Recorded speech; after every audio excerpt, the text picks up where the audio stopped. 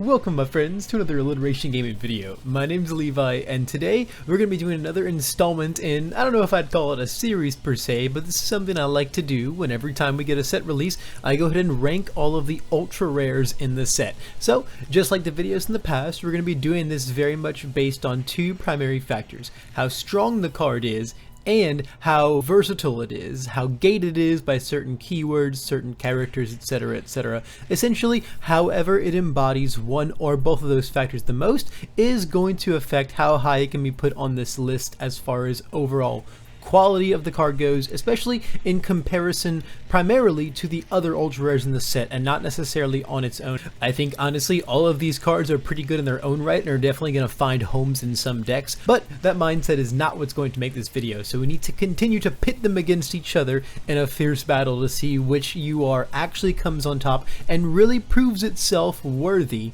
of the title Ultra Rare. Now I know we usually do this video kind of a little bit into the set release, usually like the first few weeks or so, but I'm so hyped for Heroes Clash and I was really excited to make the video like this, and I think it'd be kind of fun to see what they look like before the set really drops and these cards get in hands, and then see if maybe our more prediction style of ranking was a little more on the nose once people actually start putting these cards in their decks. Now I gotta say, out of all three of these that I've done, this one was by far the hardest to do. Set 1 had so many like standout staple ones that it wasn't too hard to categorize them. Set 2, the power level was a lot lower, but they were all on a pretty similar power level, so that was also fairly simple in its own right. But set 3, every single UR is actually just pretty freaking amazing. The ultra rare quality in this set is bar none the best in all three sets so far, and if they continue to keep this quality on the ultra rares, we're going to be seeing some crazy sets down the line. Let's get right into it. First up, we got Brutish Swagger.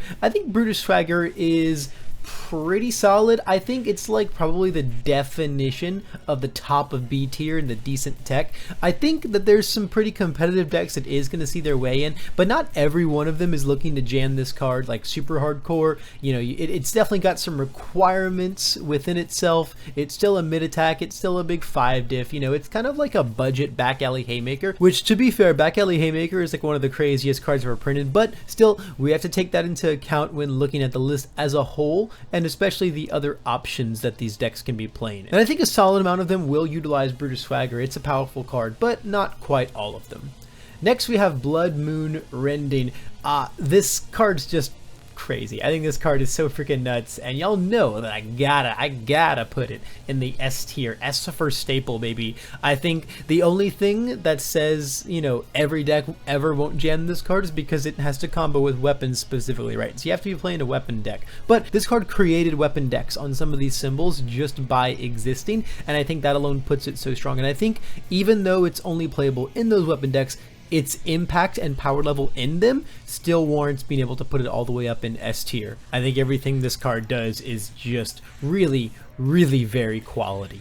Next we got Sudden Death Assault, the Shigaraki Ultra Rare. I think this card is pretty good. I would probably put it, I think I'd put it in highly competitive play. I think this card is really going to see its way into a lot of decks. I think it's kind of just really good no matter what. Like, you can just jam this in and it just burn 5. It just burns 5.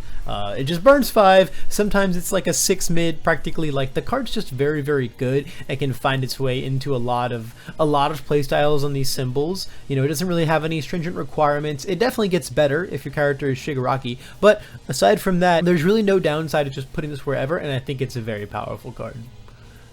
Next we got Toru's Ultra Rare, Invisible Infiltration. I think this card is really insane. It's going to be another big ol' S tier pick for me. I think you can jam this card into any of these decks and you're going to find really good applications for it no matter what. Being able to just reset your foundations or take away the opponent's defensive pieces. It's a low attack, it's got a solid amount of damage and gets even more. And then yeah, if you happen to be Toru, it's insane because it also has Breaker too. But even without that aspect of the card, I still think it's just so crazy, and a lot of decks are going to jam it just because of that fact. Next up, we have Flex Your Might. This is a really, really, really interesting card. Definitely the epitome of a B tier decent tech piece. It's really, really cool, and it's going to find some very interesting lines and uses in a handful of decks, but I don't think it's like anything too crazy or anything to write home about. It's just a really, really fun and very, very solid card. Next, we've got the Mr. Compress Ultra Rare Compression Sphere. As much as I love my boy Compress, I think this card is pretty underwhelming. Now, depending on what Mr. Compress's actual character does, because this card's like very, very specific about how you want to use it, and there's no character that just like super utilizes it for free for the most part. Say for maybe something like, I don't know, the first Shoji being able to lose 2 health on demand.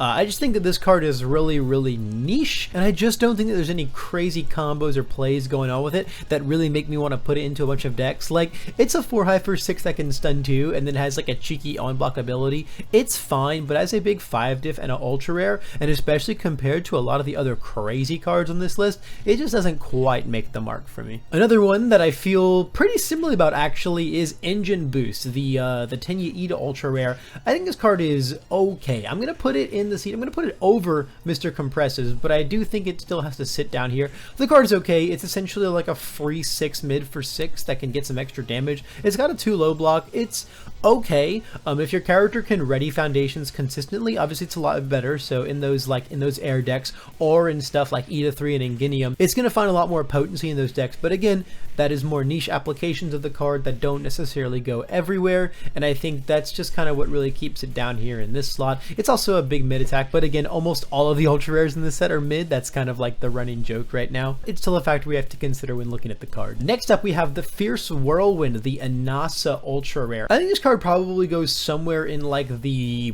bottom ranks of the B tier. I think it is a pretty decent tech piece. It's going to be a really, really good like silver bullet for anything that tries to do things playable while committed, and of course in those like really, really hardcore fast blowout decks, it's going to find awesome uses being able to nuke your own stage to ready half of it. It's definitely going to make some sweet stuff happen in quite a few decks, but I think overall that's as far as it goes, and it's just a very, very decent, awesome card.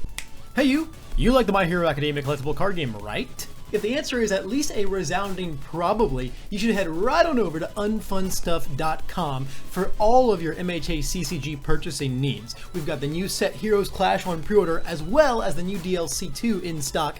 And if you want to use coupon code Wealthy Aspirations, you can get 5% off your entire freaking order and also support old Levi a little bit along the way.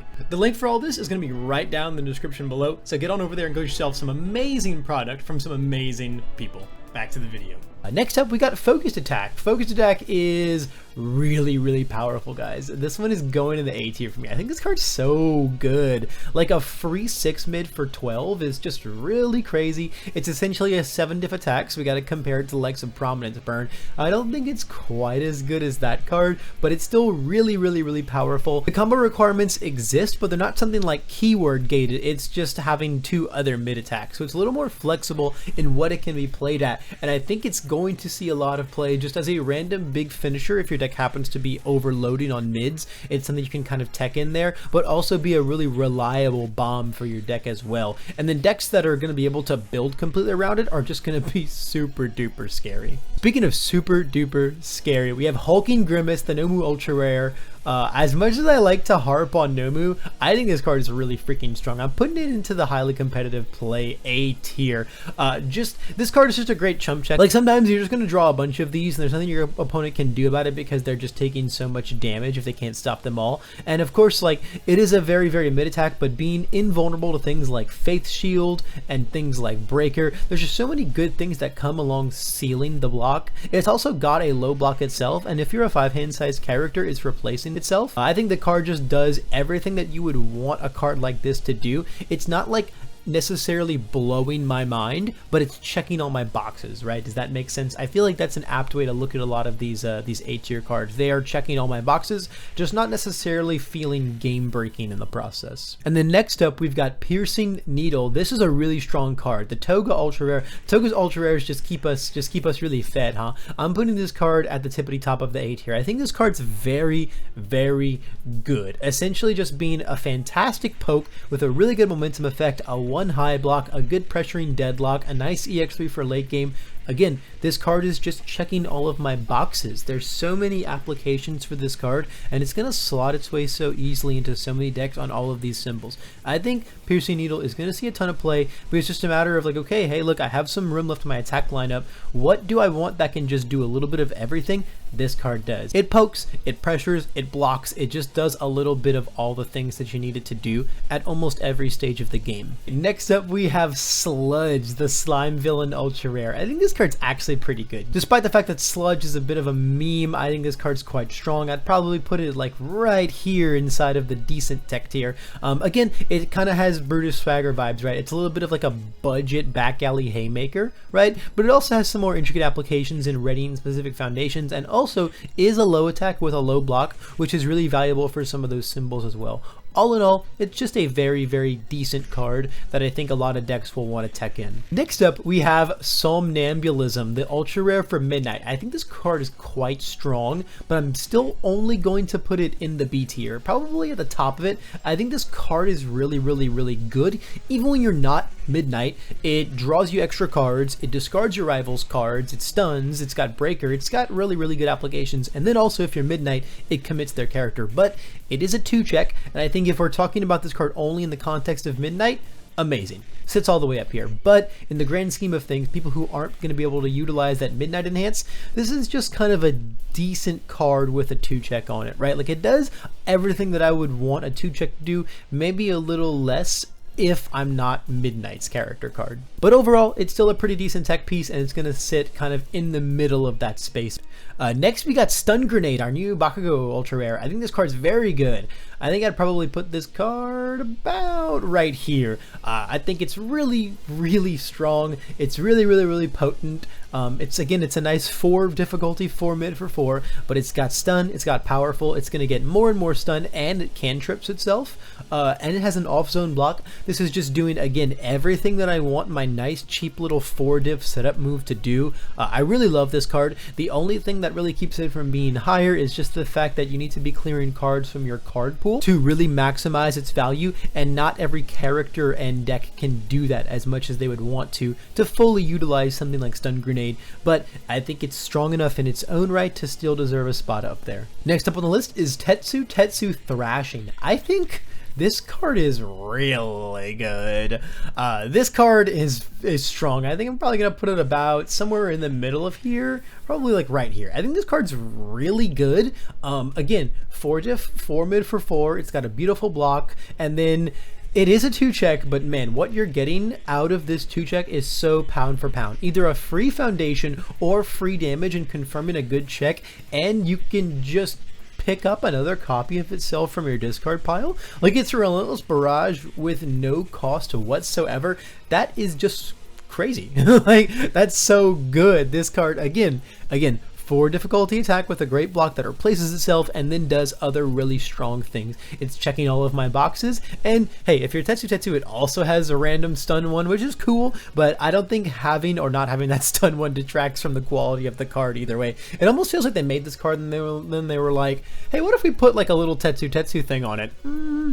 Tetsu stun 1. But again, with or without that, I think this card is really freaking powerful and definitely deserves to be quite up here in the rank. Next up, finally, we have the big daddy, the head honcho, Twisting Azure Inferno. Guys, y'all know where this card is going. It's going all the way up here, man. This card is so freaking ridiculous, man. This card does everything. It is big damage. It sets up all of your moves for rest of turn to be even more potent. It doesn't count towards progressive, essentially, all for the cost of just giving it damage, which most of those symbols on it can do for free, especially if you're playing the really good actions that all of those symbols have as well. This card's just really, really overtuned. It's very, very free, and the value train that it provides is just crazy. I feel like I'm going to be talking about Twisting Azure Inferno for a very, very, very long time, because I think it's just going to see play in any deck that even has a chance at activating it in at least a semi-consistent fashion. Last but not least, Determined Little Midoriya and his wind-up punch. I think this card is just okay. I'm going to put it like probably between these two. I think this Ida one is a little better,